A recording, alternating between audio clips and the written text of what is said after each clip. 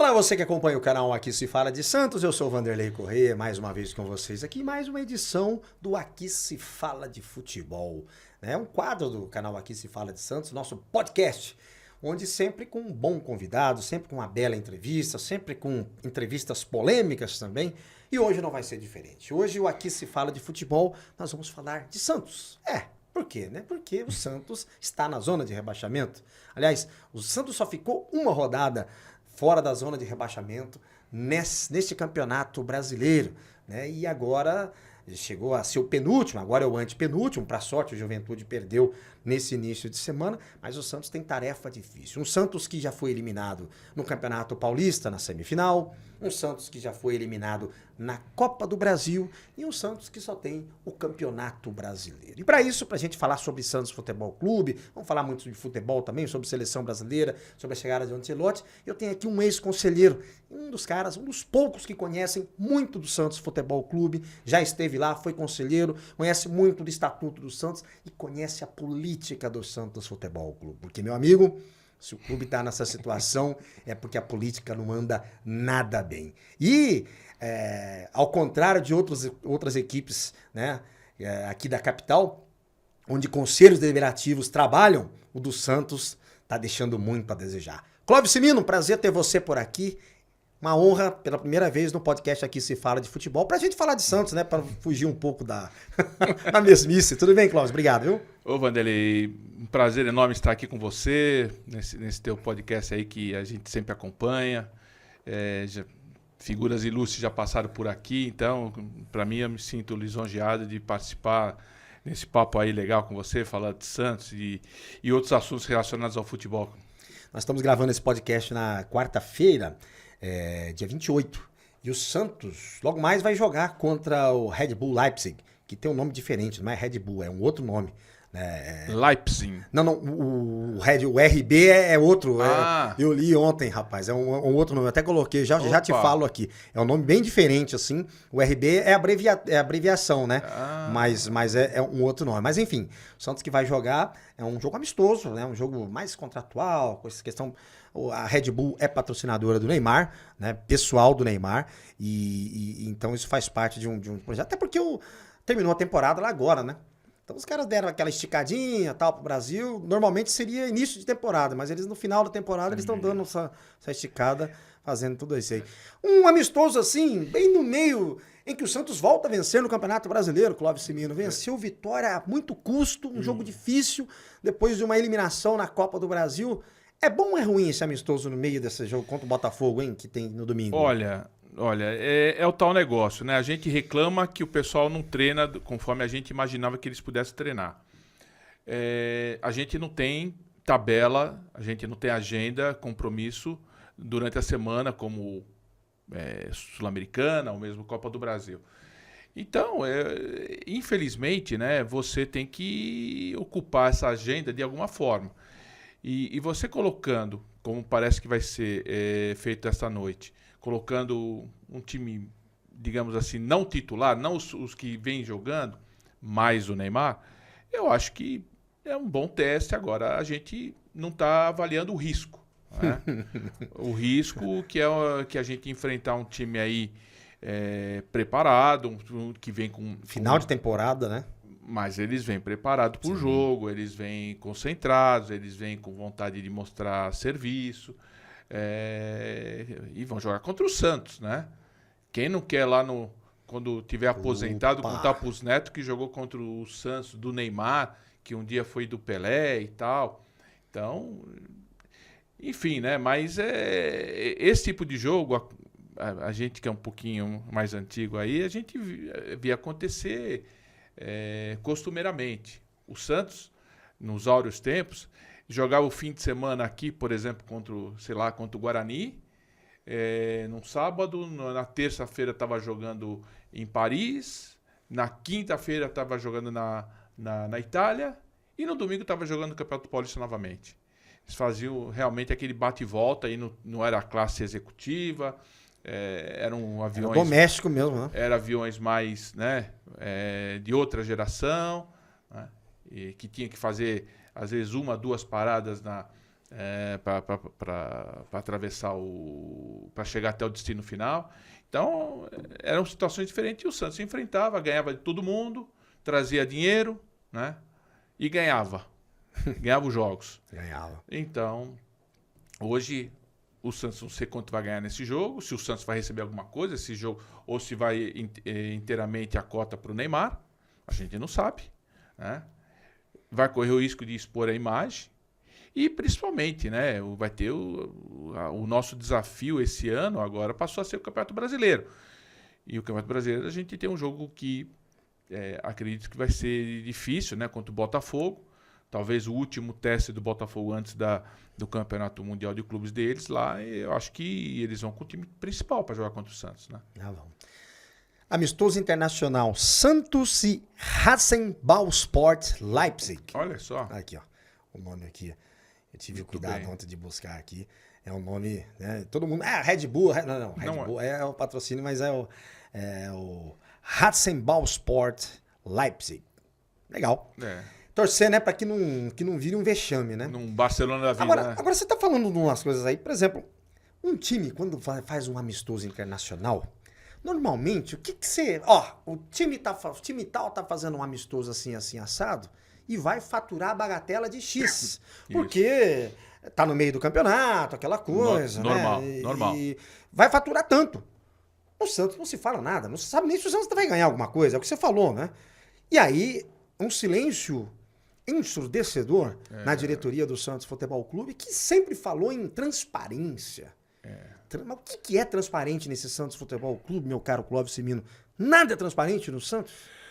Olha, acho que a única coisa que é transparente são as trapalhadas, né? É a única coisa que hoje no Santos é transparente. Aliás, tem de tudo quanto é cor, tamanho, gosto, sexo, condição civil, tem de tudo, né? De tudo, acontece de tudo no Santos, né? E a gente realmente fica sem saber o que realmente, né? Qual vai ser o legado dessa gestão. Porque um dia eles vão ter que sair. Né? Ou eles, ou vai mudar a gestão, sei lá o quê. Então a gente fica preocupado, porque se lá atrás, né, a gente sempre vinha imaginando o dia seguinte com alguma esperança, nós chegamos a um ponto que hoje nós já passamos, né, essas últimas gestões, e não é de agora, o problema não é de agora, claro, mas sempre sobre a tutela do Marcelo Teixeira. Porque o Marcelo a gente pode falar que ele está no Santos desde o início desse século, desde os anos 2000. Porque depois, ele saiu, entrou o Laor. Não, mas ele saiu, entrou o Laor, mas ele deixou lá uma dívida que ele teve que negociar, daí foram brindar lá com o Marim, né? E aí o Santos assumiu uma dívida com ele de R$500 mil, se eu não me engano, algo parecido. Se deixasse de pagar, tinha o reinício da dívida. Aí depois entrou o Modesto, que foi digamos assim,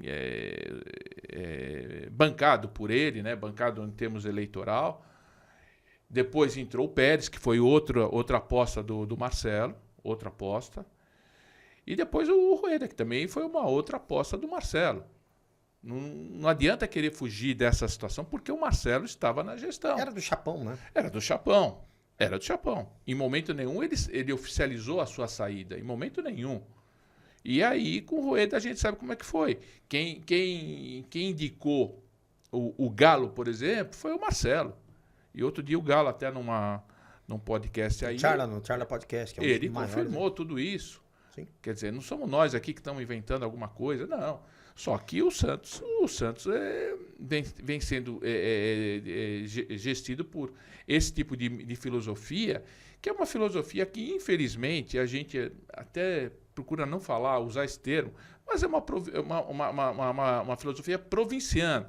Provinciana não no sentido da cidade de Santos ser menor e tal, não, mas provinciana no sentido dos relacionamentos. Então, olha, eu vou deixar lá alguém que é da minha confiança para tomar conta do vestiário.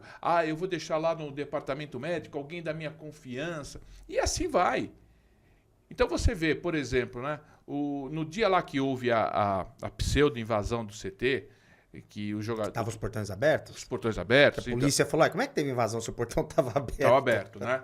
Que o pessoal entrou lá, foi ter um papo com os jogadores, que estava ali o Pedro Martins, na frente dos jogadores, inclusive. Naquele momento, por exemplo, estava sendo festejado o aniversário do Marcelo, na universidade.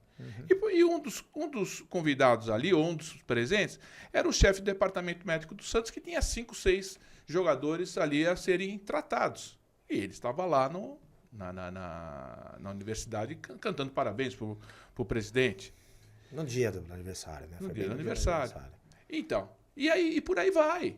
E aí você vê acontecer certas coisas, aí informações de vestiário serem vazadas. E aí, claro, né?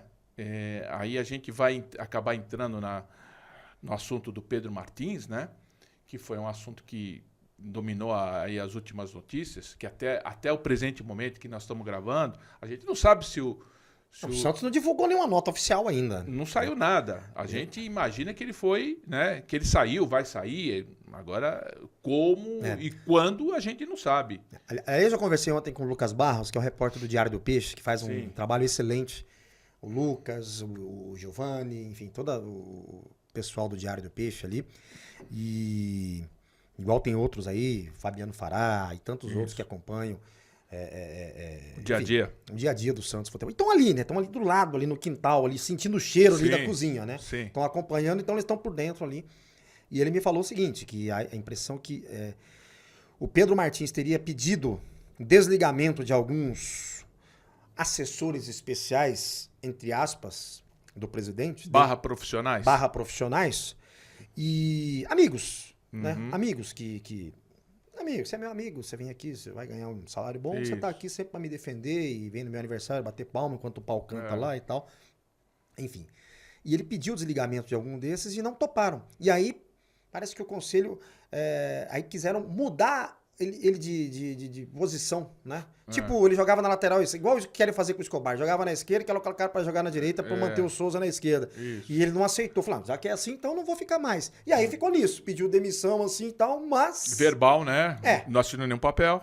Mas há 15 dias teve isso também, né? Saiu informações quentes lá, vai ser demitido, vai ser demitido, vai ser demitido. E não foi, né? Enfim, mas antes de chegar nessa parte mais pitoresca, eu queria... Você tem quantos anos? Com perdão da pergunta. 63, a gente até esquece, até você me perguntou. Então, 63 foi o ano do bimundial do Santos, né? Da Bi-Libertadores e do bimundial do Santos. Isso, eu sou de 62. Não, o de campeonato, foi o ano que eu nasci, foi o ano que ganhou o primeiro campeonato, 62. Ah, você nasceu em 62. Isso. Ah, tá, verdade. Então vamos lá. Quantos anos de acompanhando a política do Santos? Olha, a primeira vez que eu me candidatei ao conselho foi na eleição do Antônio Aguiar, que eu estava pela chapa do Miguel Assad. Você lembra o ano? Olha, eu acho que foi 90... desculpe, não, 88 ou 89. 88 e 89. Estamos falando de 25, 35, 36 anos aí. Porque aí foi quando eu completei 5 anos de conselho. Eu entrei em 84 eu entrei.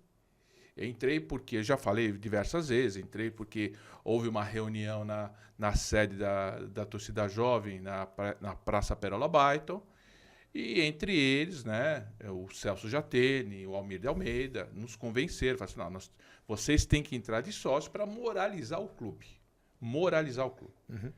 E eu falei assim, bom, se é para moralizar o clube, vamos tentar ajudar. Legal. E aí, na primeira oportunidade que eu tive de concorrer ao conselho, uma vaga no conselho, porque era diferente, não era como agora, né? Não era só... os conselheiros, alguns conselheiros, eles podiam se candidatar por 2 chapas. Não é agora que, por exemplo, você candidata por uma e não pode por nenhuma outra. Entendi. E aí, né, as coisas eram acomodadas desse jeito. Por que eu estou fazendo essa pergunta para você? Então você já tem aí mais de 30 anos que conhece a política do Santos Futebol Clube, está por dentro ali.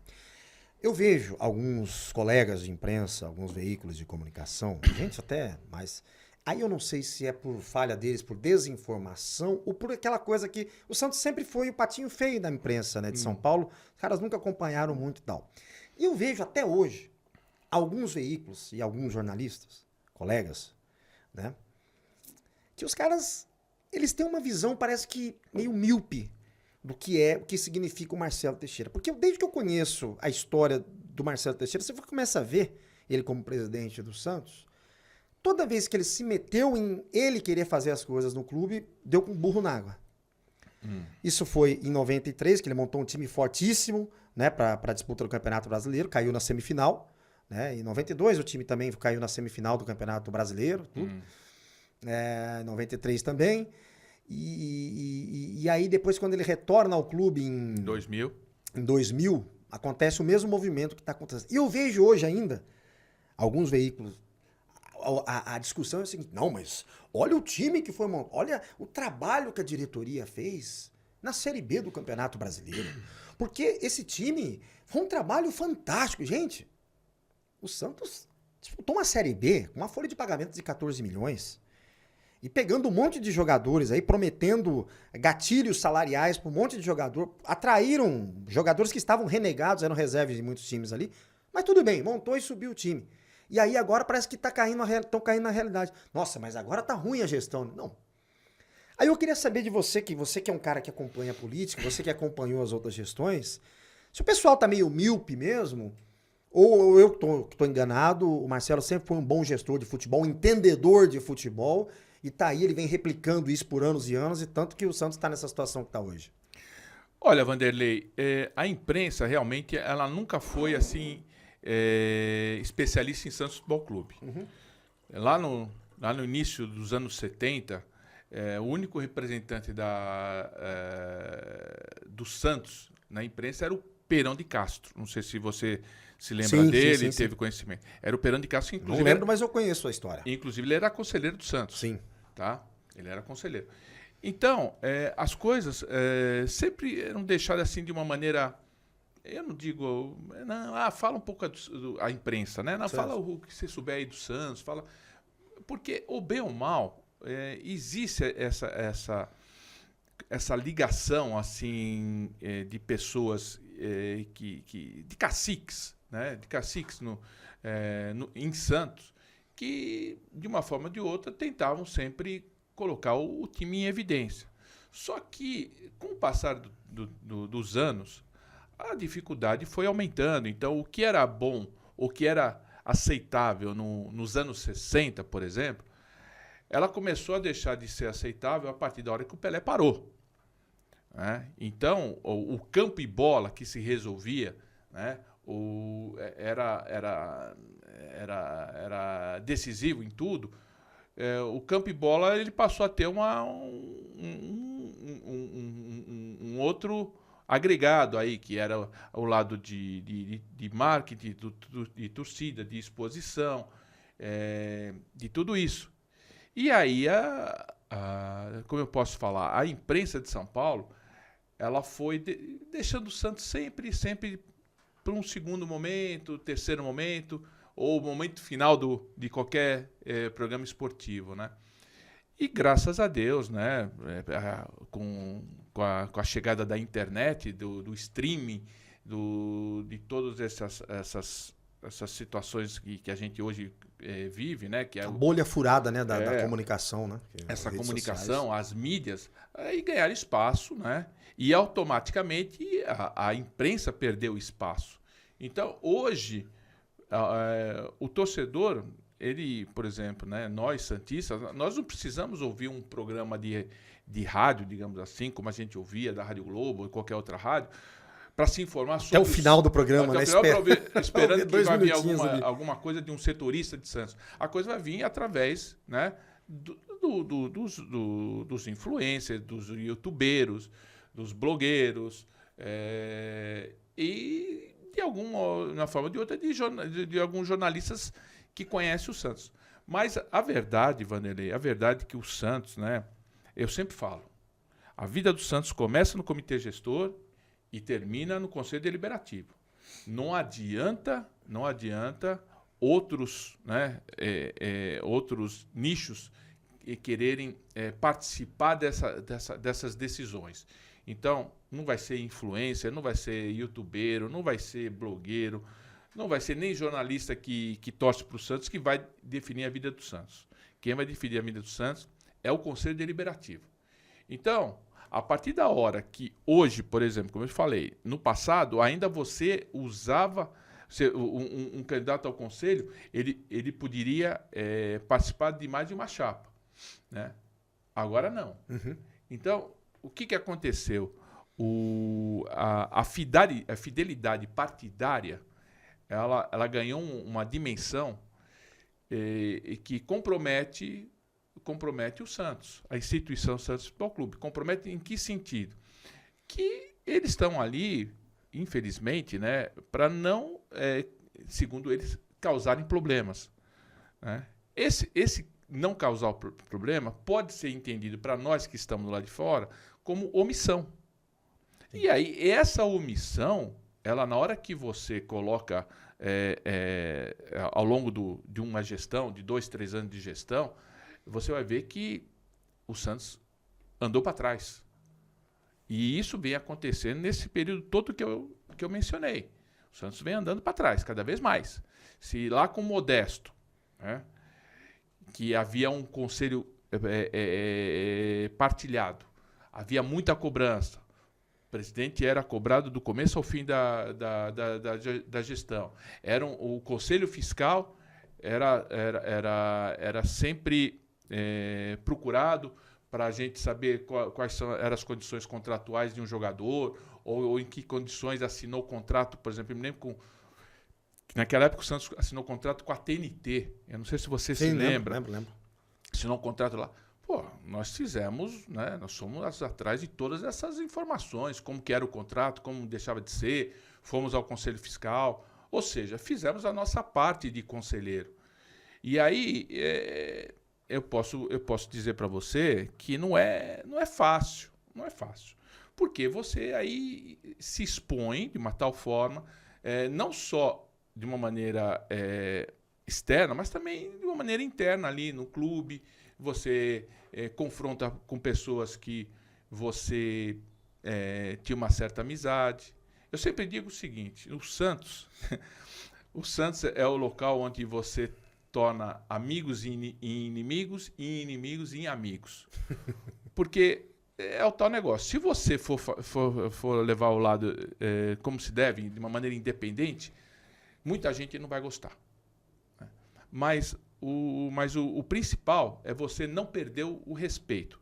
E isso eu sinto, mesmo estando fora, eu vejo diversos conselheiros que sempre mencionam meu nome e sempre com respeito. E aí isso eu fico muito contente, tá? Uhum. Outro dia mesmo o conselheiro João Vicente Feijó Gazola, ele até mencionou, falou assim, que queria fazer um debate comigo aí e tal, porque a gente conhece o Santos e a gente tem, não ponto de vista diferente, mas a gente vê as coisas nesse momento de uma forma diferente. A gente sabe muito bem que muita coisa poderia estar sendo feita para evitar a situação que o Santos está chegando e que a gente está aqui sem saber onde vai chegar. Isso que você falou, a questão do conselho, ficar 2 anos um conselho sem se manifestar, porque o que está acontecendo hoje é isso. E esses dias eu fiz um vídeo no canal Aqui Se Fala de Santos e eu falei, está acontecendo isso, e continua o silêncio, ninguém fala nada. Isso. Ninguém se manifesta, Gente, o Santos estava na penúltima colocação no Campeonato Brasileiro, ia jogar uma partida decisiva de Copa do Brasil e tava tudo uma maravilha, né? Tava tudo uma maravilha. Aí, de vez em quando, surge um abençoado lá e fala, temos que ter união, temos que ter não sei o quê. Mas como? Sendo que, cara, quem conhece um pouco do clube, né? Você começa a ver quem é sócio. Os sócios perguntam pra gente, nossa, o que a gente pode fazer pra... Porque tá muito bagunçado o Santos, cara. A impressão que passa é essa. E aí tem gente que... Por isso que eu falo, voltando aí da imprensa. Tem gente da imprensa que não, Agora o Santos está... Gente, pelo amor de Deus, o Santos está uma bagunça. Mas uma bagunça generalizada. E não sou eu que estou falando. Todo mundo está falando agora. Parece que o pessoal está acordando agora para a realidade. Está acordando para a realidade. Esse apadrinhamento que existe... Tem uns amigos do Rio que cobrem o Vasco da Gana. Eles falam, cara, o Santos, o que está acontecendo com o Santos? Bicho, aí o que aconteceu com o Vasco e com o Botafogo. O Botafogo, quando caiu para a terceira divisão, o Vasco também, quando começou a virar aquele ping-pong, aquela coisa tal. E assim... Nós estamos falando aqui na 11ª rodada do Campeonato Brasileiro, que vai acontecer nesse final de semana, com o Santos e Botafogo. O Santos ainda está na zona de rebaixamento. Se o Santos vencer essas duas partidas, contra o Botafogo e contra o Fortaleza, pode ser que ele saia da zona de rebaixamento nessa paralisação. Mas o Santos corre sérios riscos de voltar para a segunda divisão de novo. Infelizmente, com o Neymar e tudo, cara. Com o Neymar e tudo. Então, assim... Não tem como tapar o sol com a peneira, Cimino, de tudo isso que tá acontecendo no Santos. É falta de gestão, cara, não é? Ou não? Não, eu tô errado, vou falar igual o da Atena. Não. Não, você tá certíssimo, mas eu só queria acrescentar outro. O futebol é ser curioso, né? Eu recebi um print na 10ª rodada do campeonato passado. Série B? Não, da Série A. 23. De 24. Tá. De 24. Tá. Os 4 últimos colocados eram Grêmio, Corinthians, eu acho que Vasco e acho que Fluminense. Eram os 4 últimos colocados. Né? A ordem não específica não era essa, mas era Grêmio, Fluminense, Vasco e Corinthians. Todos eles, exceto o que estava lá, o primeiro para cair fora dessa zona de rebaixamento, tinha 9 pontos. Os demais tinham menos de 8. Que é o coisa que o Santos tem hoje, né? 8 pontos. Número de pontos. Por sua vez, os 4 primeiros eram Flamengo, Palmeiras, Botafogo, não sei se era essa ordem, e o último, o 4º colocado, era o Atlético Paranaense, que acabou caindo. Né? Eu me lembro que, por exemplo, no campeonato, no segundo campeonato de turno e retorno, que foi 2004, que o Santos ganhou, o Criciúma era um dos times que estava lá na frente no início do campeonato. E foi rebaixado. Sim. Eu me lembro que em 2003 o Goiás virou a tabela na zona de rebaixamento. E chegou no final foi o primeiro campeonato de turno e retorno. Chegou em 3º lugar no campeonato. Era aquele time do Josué, Grafite, sim. Fabão, né? Era esse time. E o Goiás chegou em 3º lugar. Então... Claro, né? Amanhã nós vamos ter, por exemplo, agora essa parada do Mundial de Clubes. Nós vamos ter a janela de negociação, que a gente pode perder jogador e eu não sei se nós vamos tomar transfer ban.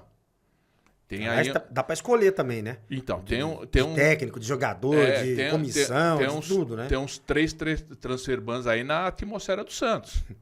E aí a gente não sabe. E aí... Quando a gente vê que o Santos mandou um correspondente lá na votação da CBF, foi um dos poucos times que furaram. Pois é, né? Foi furaram a bolha. O nosso amigo Bonavides, vice-presidente do Santos. Ele foi o representante do Santos, porque só o presidente ou o vice poderiam votar. Entendeu? Então aí a gente já pode ver que existe alguma coisa que pode chegar lá, que, vai entrar política. Vai. A gente vê uma outra coisa que as pessoas acho que não se deram conta ainda, que esse novo presidente da CBF, ele anunciou que o ano que vem ele quer os estaduais com 11 datas. Esse ano nós tivemos 16 datas. Então, onde vão essas 5 datas? Essas 5 datas, eles vão aumentar os campeonatos. Mas será que com a Federação Paulista vai acatar isso? Talvez ela tem que acatar. É de cima para baixo. Então, vai ter que se virar. E aí você vê, o começo do ano é aquela fase classificatória de Sul-Americana, de Libertadores e tal. Como que vai fazer? O campeonato esse ano vai acabar dia 21 de dezembro. E ano que vem vai ser igual esse ano, porque tem a Copa do Mundo. Sim. Mas, então, para te dizer que eu não sei, mas eu tô sentindo alguma coisa de virada de mesa. Tapetão? Eu tô sentindo... 2025? Eu tô sentindo que o ano que vem a gente pode ter mais times no Campeonato Brasileiro. E diminuir o número de rebaixados? Eu acho que de repente pode ter, ao invés de 4 rebaixados, pode ter 2 rebaixados, pode ter acesso de 4, mas rebaixamento de 2. E assim vai. 22 times. Porque esse aumento ou essa redução de datas... Eu não tinha pensado nisso ainda, mas faz sentido. Essa redução de datas nos estaduais é meio que estranho. É meio que estranho. Porque as federações, principalmente a Paulista, vai ter um problema danado para contornar entre os times do interior. Vai ter que mudar a forma de disputa. Não, isso não tem a dúvida. Vai ter que mudar a forma de disputa. Vai ter que diminuir a forma. Mas mais do que isso, né? A política vai ter que entrar em campo. A política local vai ter que entrar em campo. E aí eu acho que o Santos está se posicionando aí do lado da CBF, talvez, para... Você sabe que no final do ano passado, o Marcelo falou muito na questão de que eram muitos os rebaixados, né? 4 rebaixados, né? Liga nenhuma do mundo tinha 4 rebaixados. Eu não sei. Eu acho que alguma surpresa nós podemos ter até o final do ano. Mas isso tudo é legal. É a parte estrutural do futebol brasileiro. Isso. Mas o Santos, por exemplo, pode até fazer tudo isso, cara. Mas quando você fala em virada de mesa, dá até um arrepio, cara. Porque assim, hoje um campeonato que tem 2 ligas, né? Que aliás os caras não conseguem fazer uma liga aqui, né? Isso. Porque ninguém quer abrir. Depois querem reclamar de CBF. Não vou participar do não sei o quê, mas os caras não conseguem fazer uma liga. É que todo mundo quer ter o comando, né? né? Lógico, aí o Flamengo e o Corinthians não abre mão da parte deles. Então fica do mesmo jeito. O Palmeiras se tornou um player importante através da participação da Leila. Sim. A Leila realmente é uma executiva. Né? E ela colocou na mesa, né? Falou, não aceito e ponto, vamos para outra liga. E aí você vai vendo, né? Você vai vendo que tem times aí que realmente tem são fortes na defesa dos seus interesses, né? E não abrem mão. Mas aí voltando pro nosso mundo aqui, que é o mundo do Santos Futebol Clube. Sim. O que o Santos aprendeu com a Série B? Olha, talvez tenha aprendido um pouco de logística, né? Mas eu acho que, lamentavelmente, né, Vanderlei, essa gestão é uma gestão que ela não vai ficar na memória ou na história de um lado positivo. Você vê que na janela que eles tiveram para contratar após o Campeonato Paulista ano passado, eles trouxeram o Brasão, né, que muita gente contestou. Muito desconfiado, né? Todo mundo porque desconfiado. Era um jogador que jogava. Tinha 12 jogos como profissional e uma série de contusões. Mas trouxe o Morelos, né? E trouxe outros jogadores. E eu, na verdade, quando chegou em julho, que poderia ter sido feito um ajuste, né? Uma sintonia fina, o Santos trouxe jogadores que também não somaram em nada. E aí, o que aconteceu? A Série B foi um campeonato que o Santos conseguiu sobressair, mesmo porque foi a pior Série B dos últimos tempos. Talvez até a pior Série B da história. Porque de time assim, daquele antigo Clube dos 13, né, que a gente sempre comenta como diferencial, não tinha nenhum. O Santos era o único dos principais clubes do Brasil. E mais, o Santos, de uma maneira ou de outra, teve a sorte de receber todo um apoio comercial que outros times na Série B não tiveram. Né? Apesar que lá atrás, quando os nossos rivais disputaram a Série B, no primeiro ano ainda você tinha a cota de Série A de TV. Só depois a cota, se você repetisse, se você não tivesse o acesso, aí você perdia a cota de Série A. E agora não, agora você tem cota de Série B. Só que, de uma forma ou de outra, o Santos conseguiu, né? Foi falado daquele acordo com a Globo, mas que no final das contas esse acordo com a Globo só serviu para esconder o clube, para a cidade de Santos e Baixada, porque os jogos que teve com TV aberta, nenhum veio para São Paulo. Nenhum veio para São Paulo. Todos ficaram na Baixada. Então é aquela história, né? Infelizmente, a gente sempre acaba caindo nessa história de que para o Marcelo, né, e para os pares dele, o importante é ter o poder ali na cidade de Santos.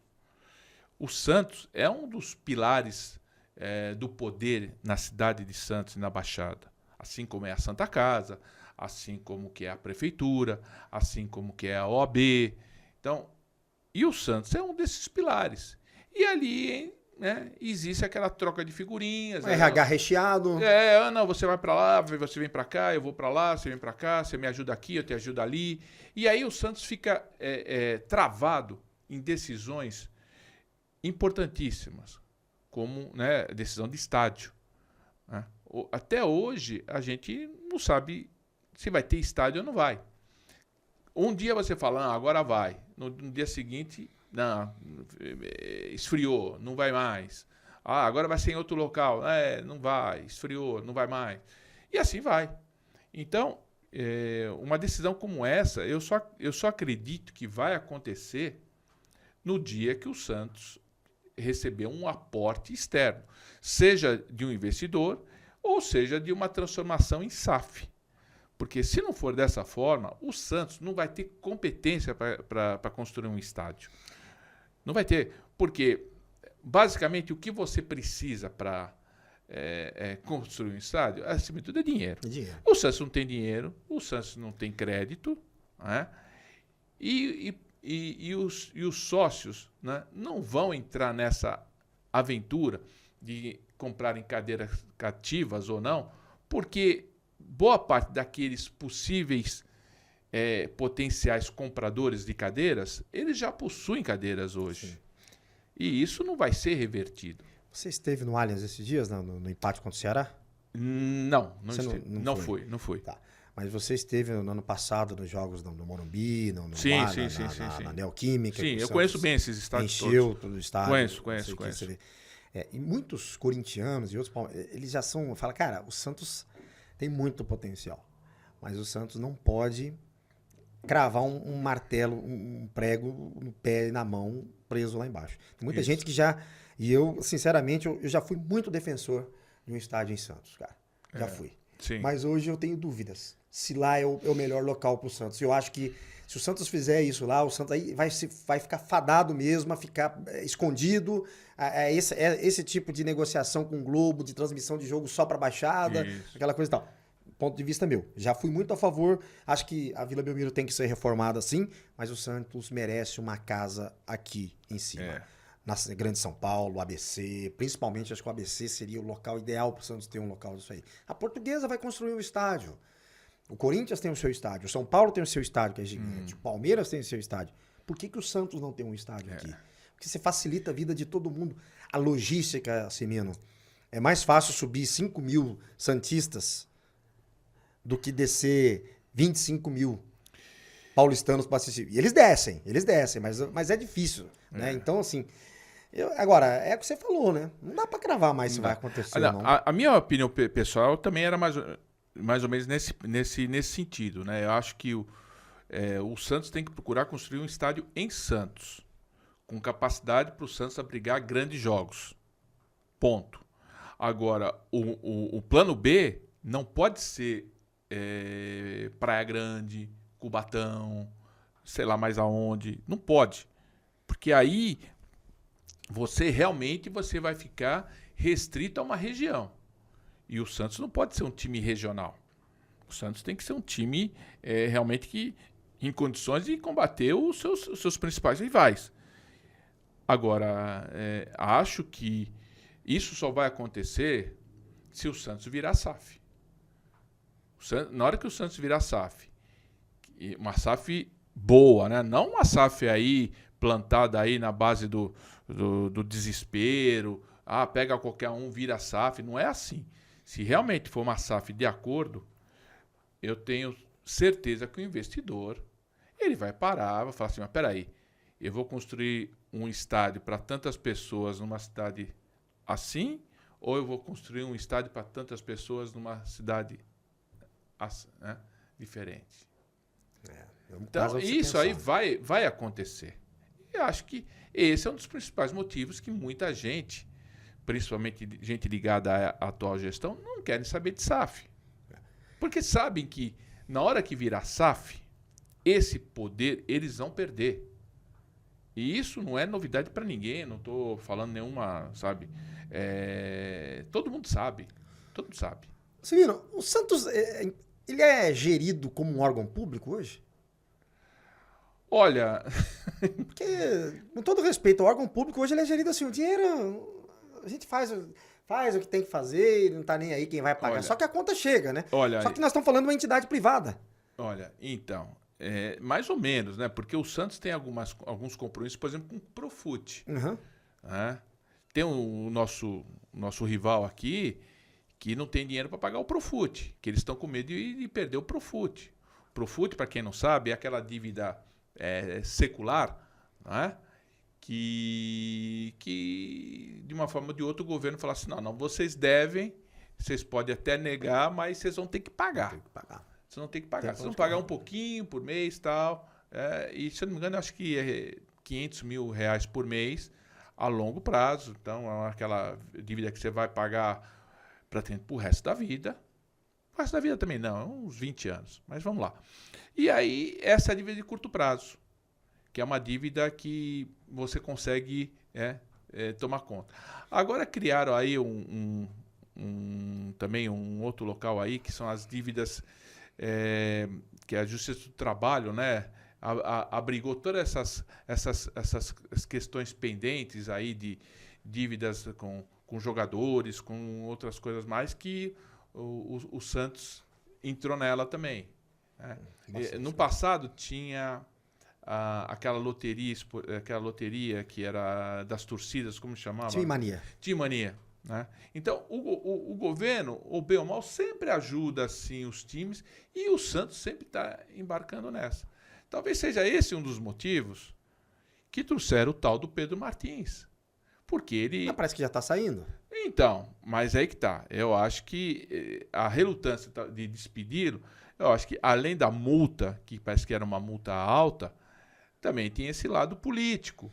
Porque o pai do rapaz é bem Prefeito de Araraquara, bem colocado na política nacional. Uhum. O Santos é um instrumento político hoje, né? Exatamente. O Santos Futebol Clube, o time do Pelé é um instrumento político. E a coisa que mais me revolta, Vanderlei, independentemente de ideologia partidária, se é de direita, se é de esquerda, mas é ver esses políticos com a camisa do Santos. Isso é uma coisa que eu vou te falar, eu não aceito. Eu aceito quase tudo, digamos assim, mas ver um político com a camisa do Santos, com o número 10 e o nomezinho dele lá em cima, pô, isso aí me tira do sério. Triste, né? Você acreditaria em uma SAF convertida por essa atual gestão? Bom, primeiro, vamos primeiro no como seria para o Santos virar SAF hoje, né? Já pode, né? Não, sim, mas na prática é o seguinte, o investidor faz a proposta, Sim. A proposta chega no comitê gestor, que é composta de 5 membros. Uhum. Apesar que a gente... Escolhidos a dedo pelo presidente. Na verdade, são 3 membros. É o presidente, o vice e mais 3 membros. 3. Dizem que dois componentes são demissionários. Diz que Teixeirão e o Dr. Colombo são demissionários. E tem o outro lá, que Daniel Alves, né? Que também depois, eu não sei, né? Não sei por que motivo está lá ainda. Talvez seja... Dizem, né? Eu não sei, há muito tempo que eu não frequento lá a base. Diz que ele tem 2 filhos na base do Santos. Olha só. Né? Deve ser bom.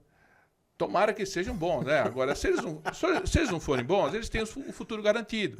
Sei. O futuro garantido, porque eles vão jogar na segunda divisão de Luxemburgo, ou vão jogar na terceira divisão da Bulgária. Fizeram base no Santos, né? Eles podem muito bem, por exemplo, se inscrever a faculdades nos Estados Unidos e irem jogar na Universidade dos Estados Unidos. Vão ter bolsa pro resto da vida, quer dizer, pelo curso todo, vão se formar e tal.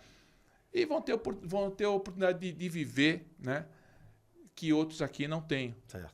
Né? Então, mas ele vai ter foto lá tirada com a camisa do Santos, vai estar lá formadinho e tal, aquela história toda. Então, tem que passar primeiro de tudo no comitê gestor. Aí o que vai acontecer? Vai para o Conselho Deliberativo. No Conselho Deliberativo, o plenário vai ter que ser 2/3 a favor. Hoje nós temos cerca de 250 conselheiros. Os honorários não podem votar, né? Então, a gente acredita que haja, por exemplo, uns 200 votos. 200 votos são 400. Enfim, nós vamos ter que ter uma aprovação de uns 120 votos para isso ocorrer. Eu acredito que, dependendo de como vier do comitê gestor, a coisa pode passar pelo plenário. Por que eu digo isso? Porque a proposta só virá, no fundo, eu acredito, se envolver alguma coisa de confiança do Marcelo. O Marcelo não vai colocar uma SAF qualquer para ser votada no Conselho. Ele vai colocar a SAF que tiver, quem sabe, a participação dele ou da família dele. Mas aí o que adianta? Não, mas aí que tá. De repente... O torcedor do Santos que tá vendo hoje essa várzea que tá lá, o que o torcedor pensa? O torcedor não entende essa jogada. Então, ele vai cair vai ser uma pegadinha. Vai ser uma pegadinha, vai ser uma SAF, né, que pode ter embutido coisas aí que a gente... né? E aí, depois vai pro sócio, que eu acredito que são outros 2/3 da votação do sócio, para ser aprovado. E aí eu acredito que é aprovado. Aí, depois o que vier para frente, a gente não sabe. Porque se realmente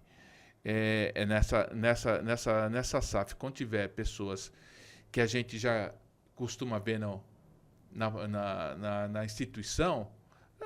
Não adianta nada. Não adianta nada. É o que eu penso. Se for para fazer SAF com esse pessoal aí que está à frente, eles estão mostrando assim uma falta de capacidade. De tudo, né? Porque eu esperava, e talvez eu tenha sido, em algum momento, eu falei, bom, o que vai acontecer? O atual presidente ele vai montar um time muito forte para ganhar um campeonato paulista. Bateu na trave, né? No passado, perdeu e tal. Aí subiu, beleza, fez mais do que obrigação, ok, time na primeira divisão. Mas, quando entrou pro jogo mesmo, concorrer, disputar jogadores, aquela coisa tal... O Santos tomou pau, só ganhou uma concorrência, que foi a do Roleza, porque ofereceu muito mais, e não sei de onde que tá oferecendo tudo isso aí. Porque o Santos está entrando num buraco financeiro, meu amigo, que ou tem algum tesouro escondido que vão colocar, tá aqui, ó, poço, as barras de ouro aqui que vale mais do que dinheiro, né, como o Silvio Santos falava. Porque, cara, não sei. Simino, o Santos trouxe o Neymar, cara, que é o segundo ídolo do clube. Isso. O Santos trouxe o Neymar, não teve, a atual gestão não teve a competência de fazer um jogo para mais de 15 mil pessoas. É verdade. Sob o mando do clube. O Santos poderia ter jogado com o Red Bull Bragantino as quartas de final aqui em São Paulo. E se o Neymar não renovar contrato, vai ficar por aí. Vai ficar por aí, cara. Vai ficar por aí. Gente, tudo caiu no colo. Os caras tiveram isso, tiveram aquilo. Pô, o Neymar voltou. Os caras não conseguiram fazer a apresentação dele aqui em São Paulo, só lá em Santos. O uniforme correspondente a ele, não sei, foi só lançado ontem, né? Nem sei se foi lançado, a gente viu. Vazou aí. Vazou, né? Muito triste, né, cara? Porque o bonde passou arriado, assim, abriu as portas e parece que o Santos vai ficar. O bonde vai embora e vai ficar. Vai embora. Porque se o Neymar foi embora agora, velho, e apesar de muita discussão por conta do que foi... Esse valor do Neymar, apesar de terem... O Rodolfo ter feito uma matéria, tudo, mas isso aí, em janeiro já se falava nisso aí. Sim. O salário do Neymar vai ser mais de 20 milhões. Astronômico, né? Não tem como, né? Mas assim, eu entendo, eu até, aí, não querendo defender, mas assim, eu até entendo, pô, você traz o Neymar, mas você tem que fazer por onde? Você tinha que jogar em Brasília, você tinha que jogar no Morumbi, você tinha que jogar no Maracanã, você tinha que fazer jogos, mano.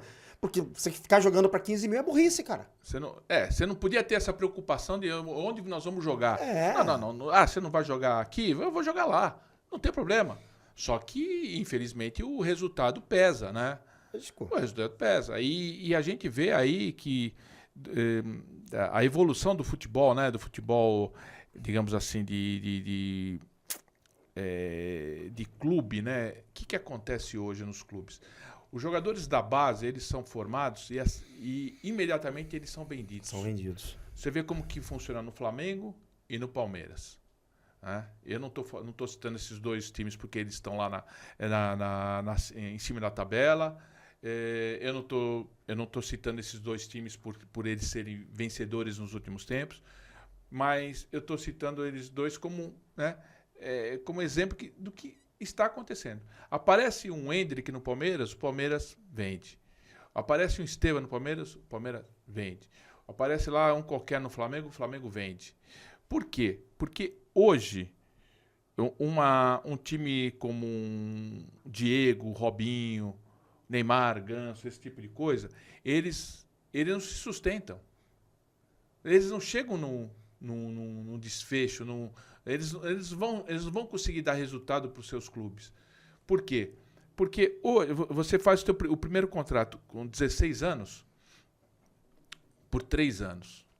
Com 19 anos, o contrato dele já venceu. Se ele foi bem, ele já no segundo ano ele já começa a fugir de qualquer tipo de renovação ou de prorrogação de contrato.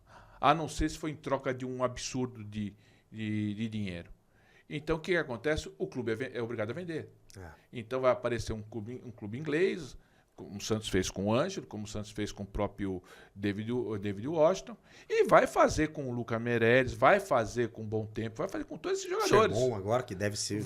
Com o Sherman, com o Souza, com qualquer desses jogadores. Eles vão ser vendidos.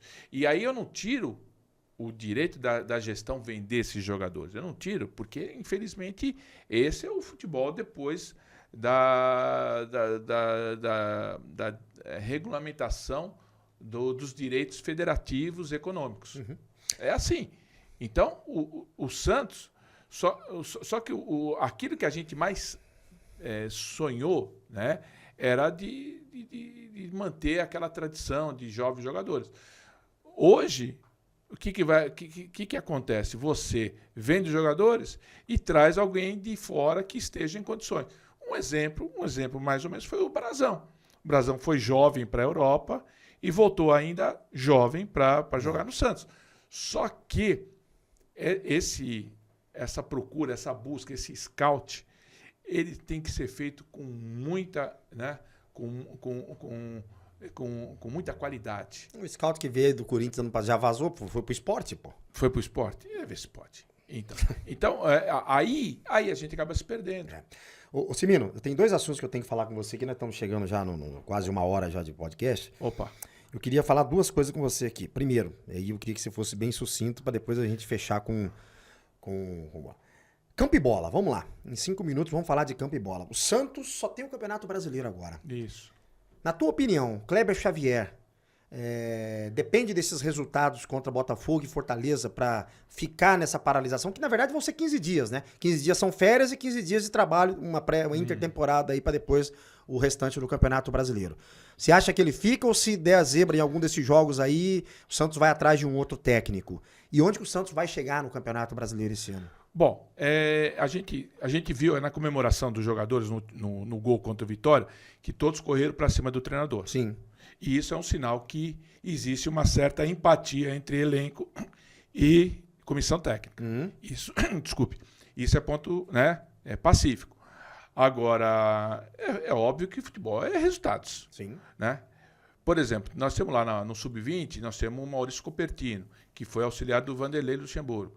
Nós temos lá dentro do vestiário o Evaldo Prudêncio, que quem trouxe para o Santos foi o Vanderlei Luxemburgo, na primeira passagem dele em 97. Então, existe toda uma série de situações e um apelo também geral de considerar que o Santos precisa ter um treinador talvez mais capaz, mais experiente, digamos assim, que não seja laboratório. Eu acredito que se o Santos ganhar do Botafogo, eu acho que ele sobrevive.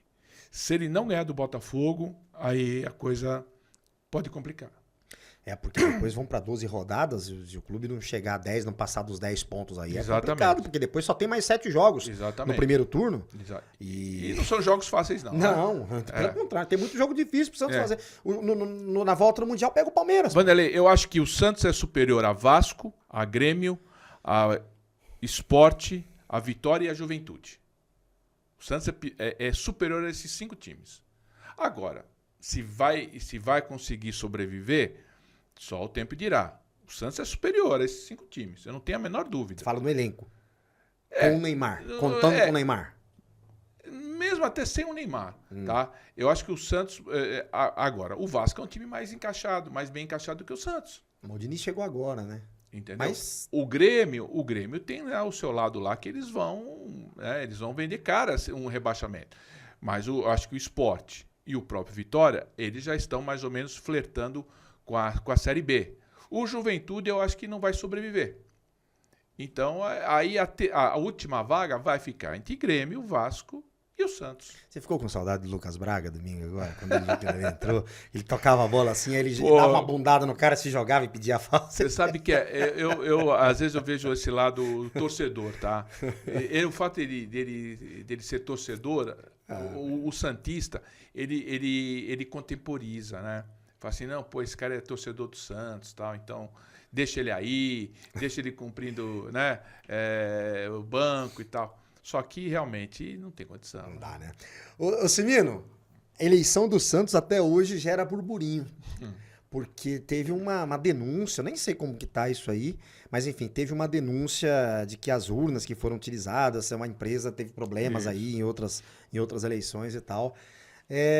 Como que tá isso aí? Você acredita que vamos ter uma eleição sem problemas daqui a um ano? Ou vamos ter essa eleição ainda ou não? Eu começo pelo fim. Eu acho que se o Santos virar SAF, não tem eleição. Agora, se a gente acha mas que... tem um lado do clube ainda, não, né? Mas aí não vai ter poder mais, né? Não tem mais poder. Certo. E aí, quer dizer, o interesse cai, né? Uhum. Então, se o Santos virar SAF, esquece. Quem acha que o Santos tem que virar SAF até o final do ano que vem para sobreviver, que é a minha opinião, né? Então, a gente fica meio estranho. Agora, quanto à eleição no Santos, há muito tempo a eleição no Santos virou caso de polícia. Caso de polícia. A eleição que elegeu o Laor, o candidato derrotado, Marcelo Teixeira, né? Os apoiadores fizeram uma baita confusão lá no Salão de Mármore. Sempre tem essa confusão. Saiu teve até bomba de gás lacrimogêneo e tal. Aí depois teve aqueles sócios, né? Chineses. Aqueles sócios Al Capone, Pinochet, né? Você lembra disso? Teve isso. Aí a gente ri, né? Mas é verdade. Aí teve esse sócio. Aí na eleição desse sócio, teve lá um apoiador de uma chapa que colocou um voto para dentro da urna. O que aconteceu? Acabou a eleição. Aí voltamos a votar uma semana depois. Né? Foi a eleição que elegeu Modesto Roma. Aí, o que aconteceu depois? Aí teve aqueles sócios sem CPF, que iam numa determinada rua do interior de São Paulo, aí havia não sei quantas centenas de sócios. Aí, depois, né, não, vamos fazer a votação online. Aí foi uma coisa estranha que aconteceu, que foi na gestão do presidente Marcelo, e o presidente da comissão eleitoral era o Acauí, o atual presidente do conselho, né? Foi escolhido uma empresa que a gente não tinha conhecimento da experiência dela, da expertise dela, se ela tinha todos os certificados para fazer esse tipo de votação. E o que aconteceu? Foi votado o Rueda. Aí o Rueda, a gente imagina que foi uma votação esperada, porque ele salvou, né? Ele pagou aquele valor do Transferban. O que aconteceu na eleição seguinte? Eleição seguinte a gente imaginava que ia ser um pouco mais equilibrada, mesmo porque o Marcelo sempre teve uma grande rejeição fora da Baixada Santista. E aí o que aconteceu é que o Marcelo teve um resultado superior ao do Rueda. Isso foi muito estranho. E aí a gente ficou naquela, nós pedimos as devidas explicações à comissão eleitoral, não tivemos. Tipo uma eleição da Venezuela, assim, né? Um negócio mais ou menos. Assim, nós não tivemos. Só que, né, o nosso barulho foi, né, aos poucos ele foi sendo calado pelo próprio tempo. E aí, de uma maneira surpreendente, nós fomos informados que uma pessoa em nome da Associação das Farmácias, outras associações, que tiveram a votação através dessa Infolog, teve problemas. E aí a pessoa que fez isso aí teve o cuidado de ver quais foram as votações que essa empresa participou. E ela identificou também a eleição do Santos. De uma maneira surpreendente, a eleição do Santos foi a única que não teve problema. As outras todas tiveram problemas. Então foi aí que houve essa denúncia no Ministério Público Federal. A gente tem conhecimento, porque nós começamos a acompanhar esse caso, que ele já foi desmembrado e hoje está no Ministério Público de São Paulo. Tá. Então, a gente sabe que tem certas coisas que elas levam seus devidos tempos, mas em qualquer momento a gente pode ver uma denúncia ser levada de maneira mais profunda, mesmo porque, né, está correndo sob sigilo, né, sob sigilo, e aí a gente não tem como acompanhar. Mas está no Ministério Público de São Paulo. Acho que o prudente é que não se utilize mais essa empresa, né? Bom, isso aí, o mais transparente, como voltando ao nosso tema inicial, é que os participantes da eleição, as chapas, eles escolham de uma maneira democrática a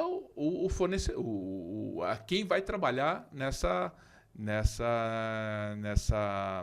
função da votação online. E que, principalmente, o resultado da votação online seja dado em primeiro lugar. Porque eu não tenho como não imaginar que acabou a eleição, você lá dá um enter e com esse enter você tem um resultado. Você não precisa esperar 40 minutos, 50 minutos para decidir o resultado. Claro, sem dúvida. Para fechar a tua participação, é muito legal ter você sempre aqui para falar de Santos, desses, a parte política, que é uma parte que muita gente não entende, não quer saber, não gosta, mas que é fundamental para o clube. Claro. Né? É fundamental porque é isso aí que dita as regras para onde o clube vai, o rumo que o clube vai tomar e tal. Eu queria que você fechasse a tua participação, agradecendo mais uma vez, e falando o quão mal estão fazendo o Santos agora essas coisas escondidas, essas reuniões, essa falta de debate, essa falta do conselho participar mais, ser mais combativo. Né? De novo, eu vou falar aqui do exemplo do Corinthians, né? Afastaram o presidente. Isso. Né? E o conselho batendo em cima ali, porque, então. enfim... Eu queria que você que tem uma caminhada no conselho e foi um conselheiro combativo que sempre bateu de frente, né?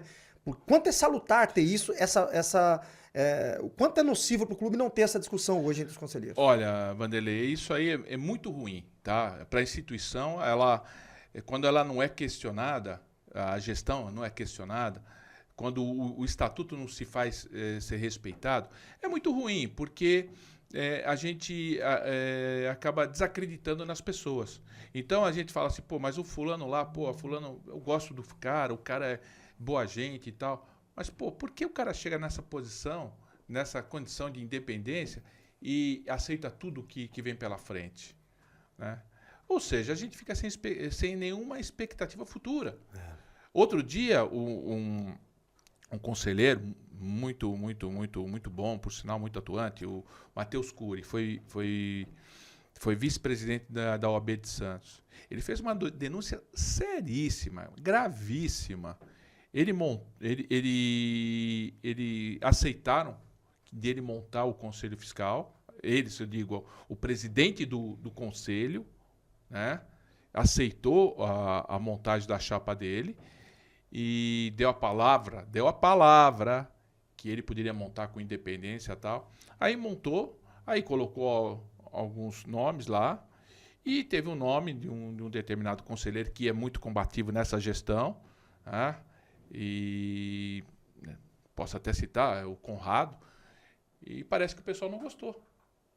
O pessoal não gostou, e aí o que aconteceu? Quando você faz uma chapa, você precisa de 30 assinaturas, então você precisa de 30 conselheiros para assinar o registro da chapa. Você precisa registrar a chapa, você tem lá os 5 nomes, né? O presidente, o relator e mais 3 membros, e você precisa de 30 assinaturas de conselheiros. O presidente Marcelo Teixeira, segundo Matheus Cury, Matheus Ele deu Cury. entrevista no Aldo Neto, não foi? Exatamente. Grande Aldo, abraço. Segundo o Matheus Cury, o presidente Marcelo pediu a esses 30 que retirarem as suas assinaturas. Então, eu só queria saber quem são esses 30. Que vergonha, né, cara? De terem retirado. Que vergonha. E aí, o presidente do conselho não fala nada. O presidente do conselho não fala nada, deixa as coisas acontecer assim de uma forma natural, né? Natural. Isso é muito grave, Vanderlei. Eu acho que foi, sinceramente, foi uma das coisas mais graves da parte institucional dessa gestão, uma das mais graves. E eu sempre lembro. O Rueda tinha lá sua zona de conforto e tal. Na hora que ele saiu, foi expulso. Então, a gente pode, né, imaginar o que vem pela frente aí no futuro do Santos, né? Se der um jeitinho santista pro presidente atual concorrer à eleição que ele não podia, já rasgaram o estatuto na eleição, aí fica difícil. Vai falar de seleção ou não? Bora, rapidinho. Rapidinho. Ancelotti. Ancelotti é o seguinte, eu sempre desejei treinador estrangeiro no Brasil. Ainda mais considerando um treinador que tem a vivência do dia a dia na Europa. Certo. Porque esse treinador, por exemplo, ele conhece como se movimenta o Mbappé em campo, como se movimenta o Yamal em campo. Né? Ele tem a vivência do dia a dia. O treinador europeu era importante para isso. Então, eu acho que vai ser uma coisa muito importante. E o resultado, com certeza, eu acho que o Brasil vai só ganhar em cima disso. E eu acho que o próximo passo vai ser as arbitragens. Eu acho que o próximo passo vão começar a trazer arbitragem de fora. Alô, Samir Chaldi. Por favor, né? E, consequentemente, trazer o VAR de fora também. Porque eu nunca me esqueço que na última Copa, nenhum brasileiro esteve trabalhando no VAR. É verdade. Não é? Mas é isso aí, Vanderlei. A gente estendeu talvez um pouquinho aí o tempo, tranquilo. Mas realmente sempre um prazer falar com você de futebol, de Santos. E a gente espera realmente, né? A gente fica naquela torcida, né? De que as coisas melhorem. Porque o Santos não pode ter uma posição secundária no futebol brasileiro. O Santos tem que ser protagonista. O Santos tem que estar no topo de tudo, das decisões, dos campeonatos, de tudo. Né? É uma pena que realmente o Santos viva essa eterna dependência de um, de outro, não, porque aquele ali tem dinheiro, aquele ali ele tem conhecimento com as federações. Olha o que aconteceu. Que conhecimento que ele tem com a federação? De mandar alguém lá e votar? É isso? É isso aí, Vanderlei. Abraço, Clóvis Cimino, ex-conselheiro do Santos Futebol Clube, está aqui, falou conosco aqui de Santos, falou um pouquinho da política do Santos, a impressão dele, tudo que está acontecendo no Santos Futebol Clube é torcer muito, Cimino, torcer muito para que esse ano, agora só ficou o Campeonato Brasileiro, agora não tem desculpa, hein? Não. Agora não tem desculpa, esse time tem que melhorar, subir nessa tabela aí, eu não espero nada além da permanência no Campeonato Brasileiro. Se vier a mais, isso aí é lucro, cara. Realmente o Santos... um novo rebaixamento seria um desastre para o Santos. É verdade. Um desastre, uma coisa assim, sem proporções. E o caso do Neymar, nós vamos ficar na expectativa, né? Vamos aguardar mais um pouco. É tema para um próximo podcast para a gente falar sobre o Neymar. Um abraço a todos vocês, prazer. Clóvis Cimino conosco aqui. Você com mais uma entrevista aqui no canal Aqui Se Fala de Santos, no quadro Aqui Se Fala de Futebol. Até a próxima, valeu, tchau, tchau.